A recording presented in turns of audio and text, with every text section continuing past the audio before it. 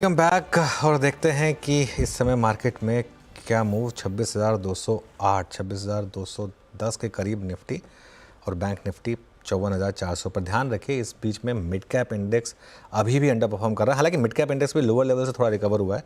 अब इंडेक्स सिर्फ 1/3% नीचे है। आज का स्टार परफॉर्मर ऑटोज़, एक बार निफ्टी का ऑटो इंडेक्स लेकर आइए और क्या शानदार मूव यहाँ पर निफ्टी ऑटो इंडेक्स में रहे हैं। चलिए आनंद टंडन के पास चलते हैं और जानते हैं उनसे कि वो कैसे देख रहे हैं मार्केट को। आनंद, गुड आफ्टरनून। कभी सोचा था कि Hyundai, सैमसंग, LG ये भी आईपीओ लेकर आएंगे इंडिया यूनिट का? क्या बता रहा है ये मार्केट के बारे में? तो ये आप इंडिया की मार्केट की मैच्योरिटी भी कह सकते हैं, और एक तरफ क्योंकि नई कंपनियां जो हैं यहाँ पे ऐसी कंपनियां लिस्ट होने के लिए आ रही हैं जो बाहर शायद उतने वैल्यूएशन पर ना लिस्ट हो। और इसके साथ साथ ये भी दिखाया जा सकता है कि इस वक्त जो है मार्केट का वैल्यूएशन इंडिया में बाहर के मुकाबले काफी ज्यादा हाई है। बट ओवरऑल इंडियन इन्वेस्टर के लिए अच्छी बात है कि आपको इंटरनेशनल कंपनियां भी यहाँ पे नजर आएंगी। तो इस तरह के बाजार में जहां पर ये फ्लो लगातार बढ़ने ही वाला है, घरेलू कंपनियों का और इंटरनेशनल कंपनियों की घरेलू इकाइयों का, मार्केट में फिर वो क्या लिक्विडिटी इस तरफ डाइवर्ट होगी तो क्या मार्केट अटकेगा, या फिर जिस तरह का एक्शन हमने देखा है आज के सत्र में, ये जोर, ये एक्शन, ये जज्बा बाजार में तेजी का बरकरार रहने वाला है? आनंद, आप कैसे अप्रोच करेंगे? देखिए, मार्केट को प्रिडिक्ट करके इस वक्त कोई खास फायदा नहीं है। मार्केट चल रहा है, मार्केट में तेजी है, मार्केट दुरुस्त है और पैसे अभी भी आ रहे हैं। कई कारण हो सकते थे मार्केट को थोड़ा नरम होने के लिए। जो इनफ्लो आ रहा है बाजार में आईपीओस का, एफपीओस का, जो प्रमोटर सेलिंग आ रही है, आपने देखा कई सारी कंपनियों की जो ऑलरेडी एग्जिस्टिंग एमएनसीज हैं उन्होंने भी अपनी शेयर होल्डिंग कम कर दी है और ये लिस्ट काफी बढ़ गई है। इंटरनेशनली फिलहाल माहौल ठीक नहीं है। दो जगह वॉर चल रही है, एक जगह वॉर होने की संभावना और एस्केलेट करने की संभावना बढ़ रही है। इसके बावजूद बाजार को कोई चिंता नहीं है और बाजार चल रहा है। तो इस वक्त ये देखना कि कहाँ तक जाएगा ये कहना बहुत मुश्किल है, और उससे कोई खास फायदा भी नहीं है। आपको सिर्फ इतना देखना है कि आप कितना रिस्क मैनेज कर सकते हैं अपने पोर्टफोलियो का और किस तरह से आप इसका फायदा उठा सकते हैं। तो बाजार में जो आपका एसेट एलोकेशन है वो लेके बाजार में बरकरार रखना चाहिए और चलते जाना चाहिए। एक अच्छी चीज जो नजर आ रही है इस वक्त वो ये है कि बाजार में सेक्टर रोटेशन चलता आ रहा है। तो जो क्षेत्र अब अभी तक जो नहीं चले थे, जहां पर कुछ हद तक वैल्यूएशन के में थोड़ी सी relative importance, relatively underperform कर रहे थे, वो अब चलने लगे हैं। और ये सेक्टर एलोकेशन जो है जब तक चलता रहेगा तो मतलब ये रहेगा कि बाजार कम से कम स्थगित नहीं हो गया है।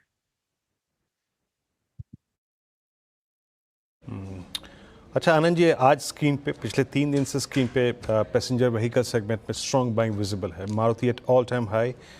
अब डिफरेंट स्टेट्स जो हैं वो अपनी ईवी पॉलिसीज़ के साथ आ रही हैं। आई थिंक ईवीज़ को लेकर अब जो स्टेट्स का रवैया देखने को मिल रहा है उसके मद्देनज़र स्पेशली टाटा मोटर्स पे, मारुति पे, और जिसने एमएनएम ने पिछले लगभग साल भर में काफ़ी काम किया ईवी पर, इन तीनों स्टॉक्स पे आपका टेक क्या है इस वक्त? तो मुझे सवाल समझ में नहीं आया, थोड़ा सा फिर से दोहराएंगे?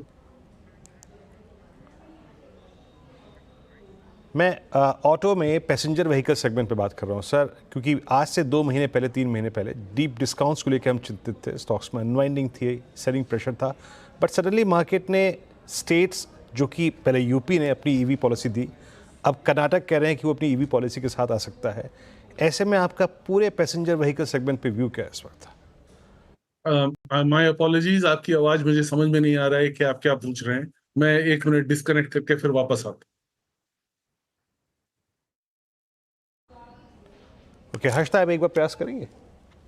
आई थिंक उनके लिंक में थोड़ी सी दिक्कत हो रही है, इसीलिए वो हमारी बात नहीं सुन पा रहे, तो उनको रीपैच करेंगे। तब तक मार्केट की चाल पर नजर डालते हैं। आप मेंशन जरूर कर रहे थे वो ईवी पॉलिसी और ऑटो कंपनियां। मारुति इस समय आउट परफॉर्मर है, एमएनएम में अच्छी खासी तेजी, और टाटा मोटर्स में भी आप देखिए फिर से 1000 के ऊपर जाने की कोशिश बनती हुई दिखाई दे रही। करीब 992 के लेवल्स इस समय टाटा मोटर्स में बनते दिखाई दिए। जब आनंद दोबारा से जुड़े हाँ, आप रिपैच करिएगा। तब तक मानस से एक मैं कॉल लेना चाहती हूँ। मानस, ये पूरा ऑटो सेक्टर, और अगर आप ऑटो इंडेक्स की चाल देखेंगे उसमें कोई दो राय नहीं है कि आज ये सारे काउंटर्स टॉप गियर में चल रहे हैं, स्पेशली फोर व्हीलर साइड पर। आज तो इनफैक्ट अशोक लेलैंड में भी तेजी आ गई है। तो ये जो चले हुए हैं उन पर ध्यान दिया जाए या फिर जो कैचअप कर रहे हैं वो आपके रेडार पर रहेंगे? देखिए, दोनों चीजें हैं। अगर आप देखें तो बजाज ऑटो या मारुति जैसे स्टॉक जहां पर हमें फ्रेश ब्रेकआउट देखने को मिला है, वहां पर भी आप खरीदारी कर सकते हैं। और जहां पर लोअर लेवल पे बाइंग इंटरेस्ट देखने को मिल रहा है, और स्पेशली जब 20 मूविंग एवरेज के ऊपर जो स्टॉक निकले हैं, वहां पर आप बिल्कुल खरीदारी कर सकते हैं। तो अगर एक ट्रेड लेना होगा तो मेरे ख्याल से लोअर लेवल पे अगर खरीदारी करनी है तो टाटा मोटर्स पे हो सकता है। यहाँ पर स्टॉक ने 200 मूविंग एवरेज के आसपास सपोर्ट लिया है, तो रिकवरी में ये 1050 तक के भाव भी दिखा सकता है। लेकिन अगर ब्रेकआउट मूव के लिए प्ले करना है तो बजाज ऑटो और मारुति, ये दोनों स्टॉक बढ़िया रिटर्न्स करंट लेवल से भी दे सकते हैं। ओके, अच्छा, बजाज ऑटो की बात हो गई यहाँ पे। मीनवाइल अब निफ्टी डे हाई पर है 26,232। ये आशीष शत्रुमोता जी ने स्टॉक जो रिकमेंड किया था बजाज फाइनेंस, मेरे ख्याल से आज स्पॉटलाइट में भी जिक्र किया गया था इसका। बजाज फाइनेंस चार्ट लेके आइएगा। 26 अक्टूबर 2023 के बाद अब तक की सबसे स्ट्रॉन्ग और हाईएस्ट ट्रैजेक्टरी में।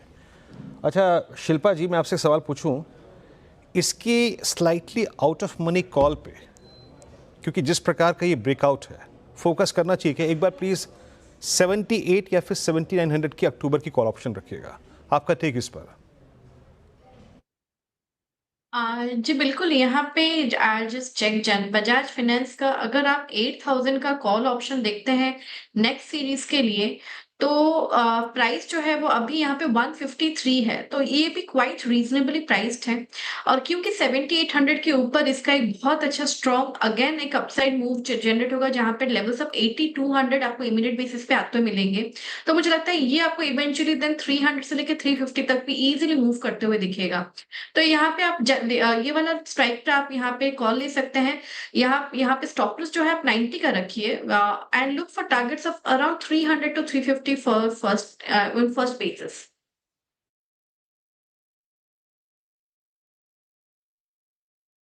ओके, यहाँ पे होगी बजाज फाइनेंस की बात। डी हाई पर आके ट्रेड कर रहा है और क्या क्या स्ट्रॉन्ग मूव जनरेट कर रहा है, एक बार आप लेके आइएगा स्क्रीन पे प्लीज़। JSW स्टील मेटल्स की जो बात हुई थी शुरू में, अच्छा मूव दिया यहाँ पर।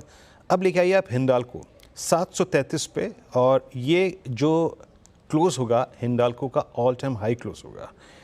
ये प्रकाश सर, ये एक टिपिकल हेड एंड शोल्डर का, जिसे कहते हैं ना text book inverted head and shoulder का ब्रेकआउट है। क्या चेस करना चाहिए सर इसको? डिलीवरी लेनी चाहिए? अगर डिलीवरी पे काम करना हो तो पोजीशनिंग पे थोड़ा सा। किसकी बात कर रहे हैं आप? मारुति की? नहीं, मैं आपके दिमाग में सर आज मारुति चढ़ा हुआ है क्या लग रहा है? जी जी जी बिल्कुल। अब छोड़ दीजिए, मारुति 5% है सर ऊपर। JSW स्टील पे फोकस करते हैं अब। JSW स्टील, JSW स्टील जो चार्ट है मुझे बढ़िया लगता है। ट्रेड कर रहा है 1004 पे, ये 1000 पार कर लिया है। अब ये 1000 एक 95 कह सकते हैं कि एक स्ट्रॉन्ग सपोर्ट जोन है। मेरे ख्याल से इसको होल्ड करना चाहिए। 1020 1050 ये एक जोन है, मेरे ख्याल से वहां तक जाना चाहिए। स्टॉप होगा 980 का, थोड़ा डीप है लेकिन उतना ही जरूरी है। लेकिन लगता है हायर जोन के हिसाब से ये इसमें और भी तेजी है, और भी हायर जोन देखेंगे इसमें बियॉन्ड 1050। तो JSW Steel, yes it's a buy and hold. Okay, चलिए अब मेरे ख्याल से आनंद टंडन जी के साथ हमारा संपर्क टूट गया होगा। आनंद सर, आपको मेरी आवाज़ मिल रही है ठीक से? हाँ, अभी भी थोड़ा सा प्रॉब्लम हो रहा है लेकिन अभी सुनाई दे रहा है। अच्छा, सिंपली मैं पूछता हूं सर, आपका पैसेंजर व्हीकल सेगमेंट पे आपका व्यू क्या है इस वक्त? क्या करूं इस वक्त? जैसे मैंने कहा कि सिंपल तरीका यही है कि जो आपका पोर्टफोलियो एलोकेशन है उसके हिसाब से बरकरार रही, क्योंकि देरा 2-3 चीजें चेंज हुई हैं अभी फिलहाल। एक तो ये है कि चाइना का स्टिमुलस आ गया है, इसके कारण थोड़ा सा सेक्टर एलोकेशन चेंज हो रहे हैं। आपने देखा ऑलरेडी मेटल्स काफी हद तक कुछ प्रभाव आया है, लेकिन इसका सबसे बड़ा प्रॉब्लम ये आपको आएगा कि जब यूएस में इलेक्शन हो जाएगा उसके बाद टैरिफ रेट्स क्या होते हैं, क्योंकि अगर वहां पर टैरिफ बढ़ा देते हैं चाइना एटसेट्रा के ऊपर, तो फिर कुछ हद तक इंडिया के ऊपर भी प्रभाव पड़ सकता है। लेकिन फिलहाल वो आगे की बात है। इस वक्त जो है आप जैसे आप मैं पहले कह रहा था सेक्टर में रोटेशन हो रहा है, आप उसमें निवेश करके रह सकते हैं। इस वक्त बहुत ज्यादा उछल कूद करके कोई फायदा नहीं है। ऑटो पर क्या कॉल रहेगा Anand? Are you buying auto stocks? देखिए ऑटो में ऑलरेडी मतलब हर क्षेत्र अलग परफॉर्म कर रहा है। ऑलरेडी टू व्हीलर्स में बहुत ज्यादा तेजी आ चुकी है और उसके साथ साथ एक नया प्लेयर भी आ गया है मार्केट में जो लिस्ट हो गया है।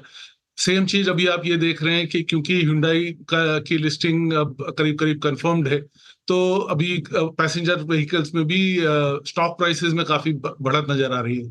लेकिन एक चीज आपको ये ध्यान रखना चाहिए कि Hyundai जैसी कंपनी जो है ऑलरेडी एस्टेब्लिश्ड कंपनी है और इस वक्त पैसेंजर व्हीकल में काफी हद तक कंपटीशन बढ़ा हुआ है। तो इस वक्त वैल्यूएशन की का गेम दिख रहा है ज्यादा।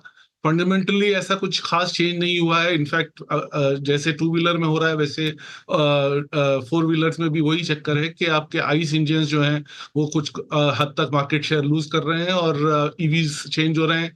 नई कंपनियों के अभी एग्जिस्टिंग कंपनियों को टेक्नोलॉजी चेंज करने में थोड़ी सी मुश्किलात आएगी और उसमें आपने ऑलरेडी देखा नई मॉडल्स आ रहे हैं, जैसे कि अभी JSW ने शुरू किया जहां पर आप बैटरी का दाम पे नहीं कर रहे हैं, उसका प्राइसिंग खाली देखना पड़ रहा है आपको। चार्ज के लिए आपको पैसा देना पड़ रहा है।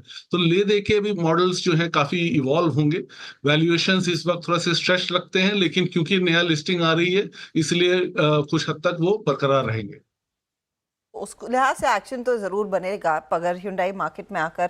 और ध्यान रखिएगा Hyundai जो है वो लार्जली OFS है, पैसे भारत में रेज नहीं कर रहे हैं। भारत में जो लोग हैं एग्जिट ले रहे हैं, उस पर भी आपकी नजरें होनी चाहिए। आनंद, वेरी क्विकली ये बताइए, टेलीकॉम कंपनियां भारती एयरटेल करंट लेवल्स पर वैल्यू कैसे कर रहे हैं आप और क्या खरीद रहे हैं? देखिए टेलीकॉम में ज्यादा प्ले है नहीं, सिर्फ 3 कंपनियां हैं जो लिस्टेड हैं। उसमें से या 4 आप समझ लीजिए भारती के जो एक अलग एक कंपनी है राजस्थान में। लेकिन उसमें आप अगर देखें तो आइडिया मेरे हिसाब से जबरदस्ती चल रहा है वहां पर। जब अगर पैसे आ भी गए, उनके पास डेट और पुराने पेमेंट्स इतने हैं कि टेक्नोलॉजी में डालने के लिए पैसे नहीं है, और टेक्नोलॉजी में पैसे डालेंगे तो डेट काफी बढ़ा रहेगा। एक कमोडिटी प्ले है, आपको टेक्नोलॉजी पे बढ़िया रहना पड़ेगा सिर्फ कंपटीशन के लिए, और उसके बाद आपको प्राइस या कोई और ऐसा एलिमेंट लेके आना पड़ेगा जिससे आपके कारण आपके पास कोई सब्सक्राइबर आए। वोडाफोन में मेरे हिसाब से ऐसा कोई पॉइंट नहीं है, उनकी ना तो टेक्नोलॉजी बढ़िया है ना उनका प्राइस पॉइंट बहुत अट्रैक्टिव है। तो ये उनका मार्केट शेयर गिरता ही रहेगा। बचे फाइनली 2 ही प्लेयर, भारती और रिलायंस। तो इसमें जो है फिलहाल कोई खास पिक करने वाली बात नहीं, क्योंकि एक प्योर प्ले खाली आपको फिलहाल भारती मिलता है, इसलिए इसमें निवेश किया जा सकता है। यहाँ पे प्राइस आपको एज अ कंज्यूमर बढ़ते हुए दिखेंगे और इसके कारण ये कंपनियों की प्रॉफिटेबिलिटी बढ़ती रहेगी। मेरा मानना ये रहेगा कि जियो भी कुछ महीनों में आ जाएगा लिस्टिंग सेपरेटली। तो अगर आपको उसका प्ले देखना है तो कॉर्पोरेट एक्शन के हिसाब से रिलायंस में शायद आपको कुछ स्प्लिट, अगर जब ये सब कंपनियां उनकी सब्सिडरीज जो है रीलिस्ट होती हैं तो उसमें आपको शायद कुछ परफॉर्मेंस का इंप्रूवमेंट दिख सकता है। ओके, चलिए आनंद साहब, बहुत बहुत शुक्रिया आप इस कार्यक्रम में शामिल हुए। सभी सेक्टर्स पर अपनी राय रखी आपने, बहुत बहुत शुक्रिया इस कार्यक्रम में शामिल होने के लिए।